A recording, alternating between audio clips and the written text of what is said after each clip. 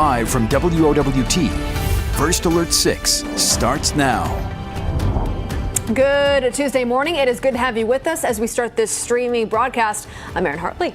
And I'm Cerise Cole. Happening today, it is Omaha Election Day. Polls will open in just a little bit. Yeah, we want to go live out to the Douglas County Election Commission. That's where our Maria Cade has been out all morning long. She joins us now with what we need to know before we head to the polls, which open in about an hour, Maria. Yeah, less than an hour now, Cerise and Aaron. Of course, the big day is finally here. We have been following these races for months now. The big one that we will be focusing on, of course, is the mayoral race, Gene Stothert versus John Ewing. But all 7 city council seats are also going to be up for grabs. Now, no matter who wins that mayoral race tonight, it's going to be historic. Mayor Gene Stothert is trying to get that historic 4th term. She would be the first person to do so if she wins this election. John Ewing, if he wins, he will become the first African American to become mayor of Omaha. Now, there are a lot of things that you need to know if you are planning to head out to the polls today to vote in person. Polls open again at 8 a.m., so just a little bit over an hour, but you have 12 hours to get down to your polling place. They close tonight at 8 o'clock, so you have quite a bit of time to get there. If you have a mail-in ballot, if you requested one, it's too late to mail it in. You actually have to return it to one of the 13 drop box locations that are scattered all around the city. Again, you have to have those in by 8 o'clock tonight as well. We do have a list for you up on our website, firstalert6.com. If you have one of those mail-in ballots and you still want to try and return it. Now, the Election Commission says that there were about 58,000 rather, mail-in ballots that were sent out. And a lot of those still need to be returned. So there are still quite a few of those outstanding ballots that are out right now. Now, for the primary election, there was about a 25% voter turnout. And Election Commissioner Brian Cruz expects that number to be just a little bit higher for the general election, somewhere between 30 and 32%. Of course, all day long, we're going to be following all these races, speaking with the candidates, and bringing you the latest here on First Alert 6. All right, Maria, so the polls open soon. When will we find out the results? Everybody's eager to know who's going to win. Absolutely. So those first ballots are going to come in tonight at 8 o'clock, right when polls close. And those are actually all of the early voting ballots that were turned in either here at the Election Commission or to the drop boxes before yesterday afternoon. So everything, if you got your vote in before then, that vote will be included in that first announcement.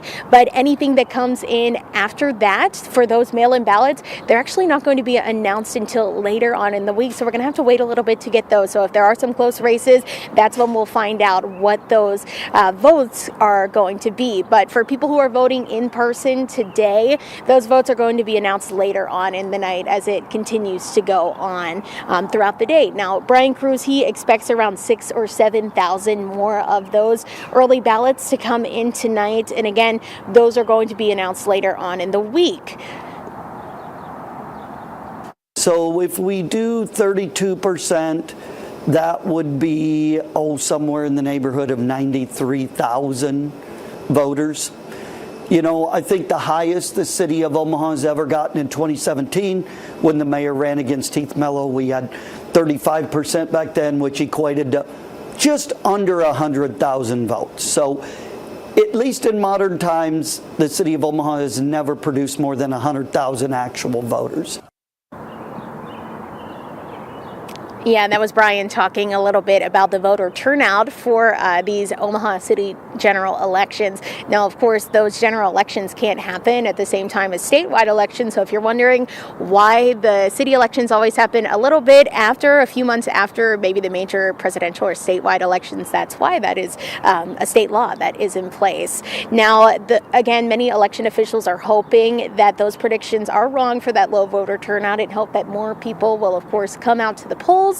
And of course, we will see what those final numbers are after polls close tonight at 8 o'clock. For more information, head over to our website, firstalert6.com. But for now, reporting live in Omaha, Maria Cade, First Alert 6.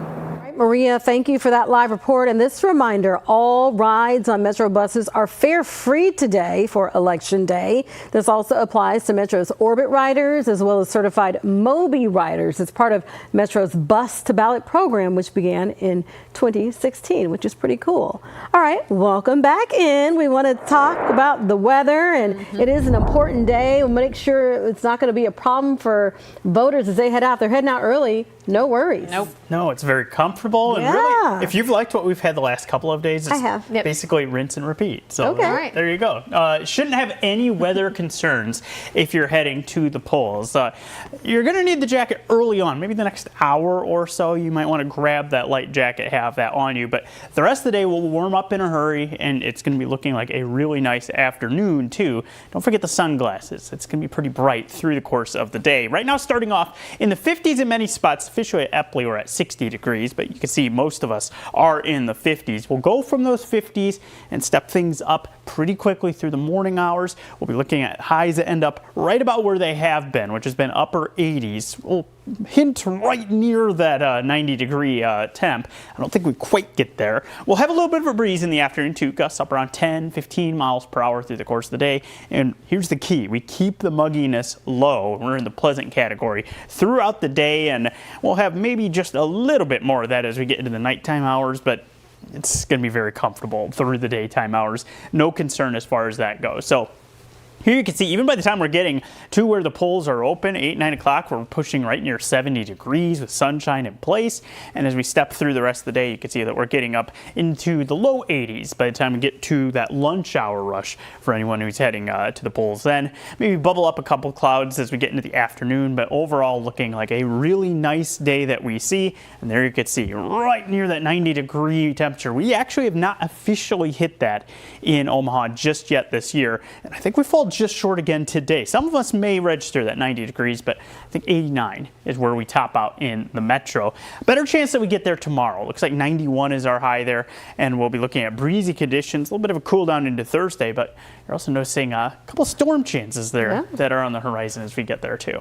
Okay, what's also been nice so far about these warmer temperatures, the humidity has not been persistent. Yeah, it's been staying in check. Now, we will see a little bit of an uptick in that tomorrow. Nothing that's too crazy, and that kind of goes along with those storm chances that we see as we make our way into our Wednesday. So we'll be looking at the temps getting up into the low 90s. Nothing that gets too outrageous as far as the mugginess goes, but we are going to be looking at seeing that mugginess level just tick up a little bit out ahead of our next system. Brings a storm chance to the area. This is after dark that we'll look at any of those, and the chance off to the north and west of the metro is where we see the greatest hazard for seeing some strong wind and some large hail with any of those storms. So we'll walk through a little bit more in detail exactly how that all unfolds here in just a little bit. So stay tuned with that. Let's show you the 10-day forecast though. You can see that we have windy conditions Thursday, breezy on Friday. We start stepping those temperatures down a little bit too, and that will also see the mugginess subside that we do see uptick just a little bit tomorrow. And as we head it through the weekend, you can see several windows with storm chances Saturday night into Sunday morning, another chance Sunday night into our Monday for some storms. And we'll have to watch some of those. They may have a little bit of some punch to them as well as we get into that time frame. But you're noticing a lot of 70s for those temps. I do. Looks really nice. So a little bit more average for our temps as we head forward. Feels a bit more like spring, right? Yeah. All right, let's get a check of traffic. We've been having those slowdowns on I-80. How's it looking right now? Yeah, it's maybe even worse than it has been. That's the unfortunate note for you as we get things up and running. Westbound traffic as you're making your way on I-80, all around Giles is where we've been seeing those things stack up. It's that lane closure that's in place, and you notice that that goes all the way to the edge of the screen today. It's been about a 5 to 10 mile per hour speed all the way back to the Q and L area, so that's not going the way we want to start things off. There you can see those delays pretty showing up very potently there on the map. Not the only spot that is slow. We do have some delays that are showing up eastbound. Now, if you remember, we do have this ramp to go from northbound Giles to eastbound I-80 closed at the moment,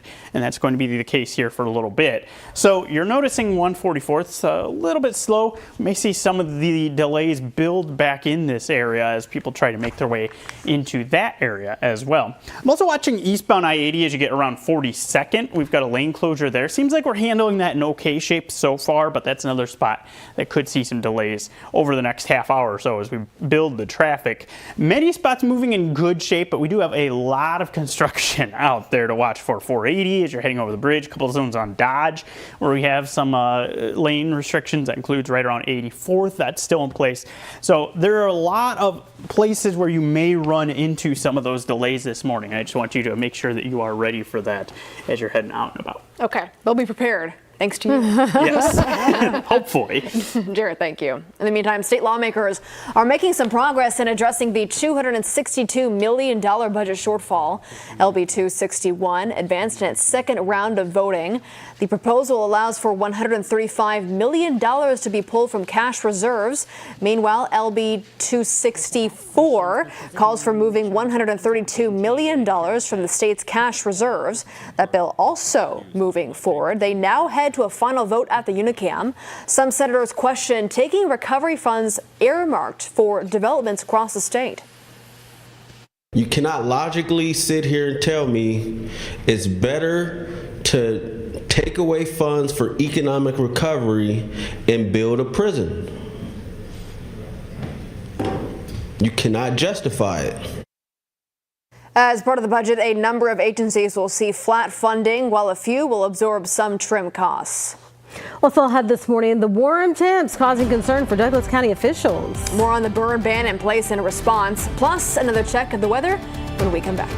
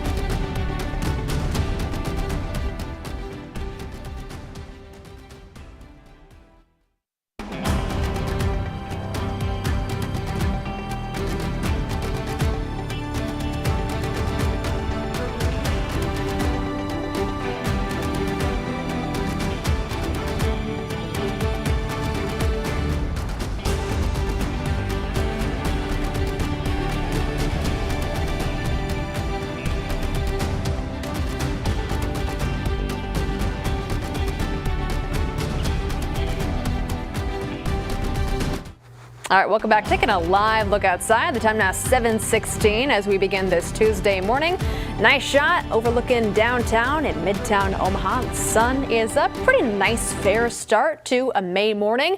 Going to warm up nicely once again. We're just loving the sunshine. What a stretch we've been on. I know. If you've been able to get out and about and enjoy that. One of the keys is that we've kept that mugginess level low. Right. So the temperatures have kind of soared on us a little bit here. We're days. We haven't quite hit 90 yet officially, but we've kept the humidity low, so it hasn't been too bad. We're at 60 degrees right now. We're looking at a pretty low dew point out there once again. So what that means is low mugginess levels. So as those temperatures continue to march upward through the day pretty quickly, as they have the last few days, we're still going to keep things feeling rather comfortable. Just kind of that dry heat that we sometimes talk about.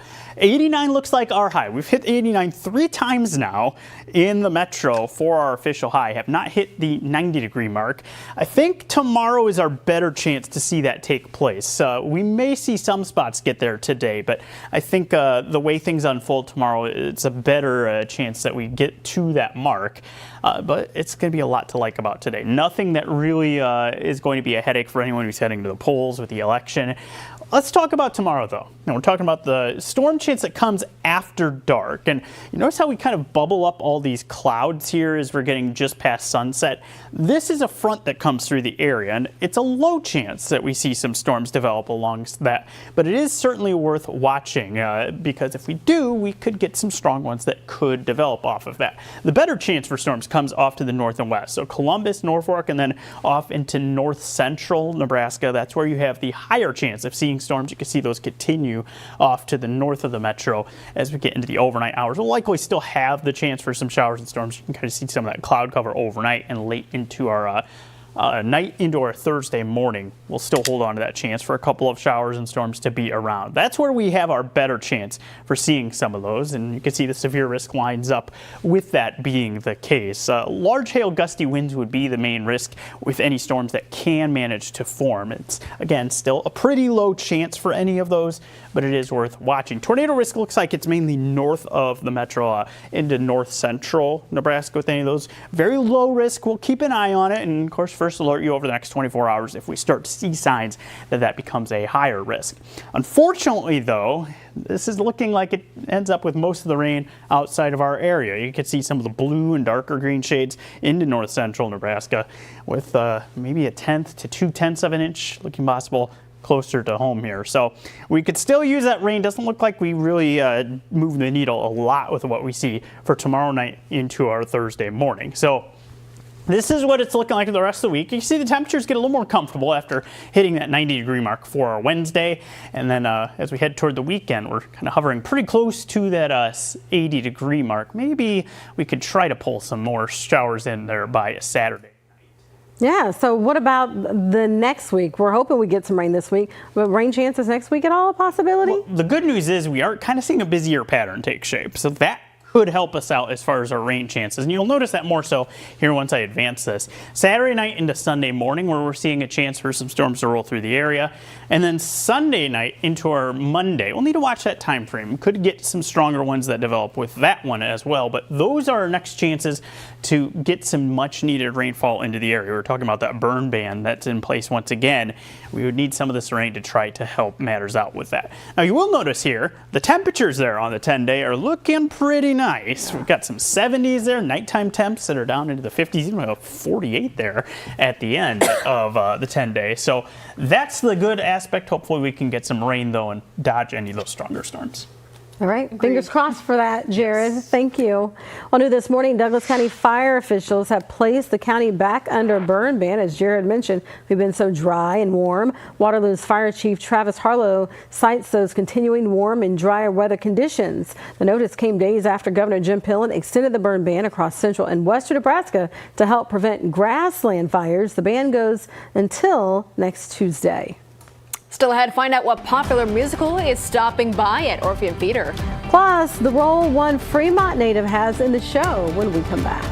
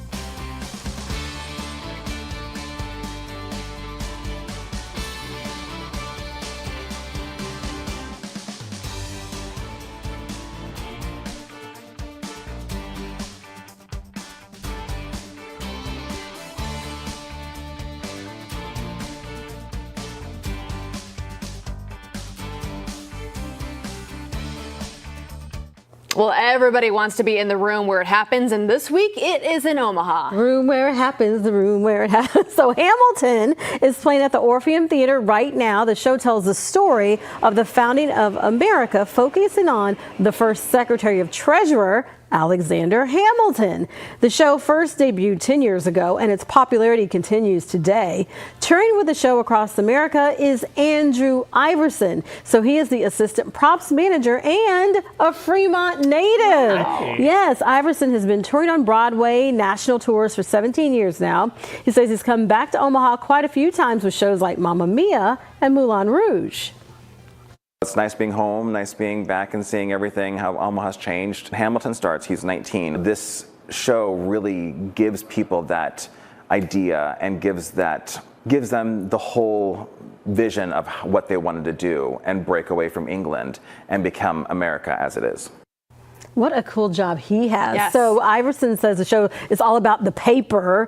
There are colonial documents printed on hundreds of scrolls, as you just saw. Hamilton is playing through this Sunday at the Orpheum. You still have time to catch it. The full story will be available today on our website, firstalert6.com. I know Maria got a chance to interview him. I got a chance to see it last week. I took my son because my family loves it. That was our second time seeing it together.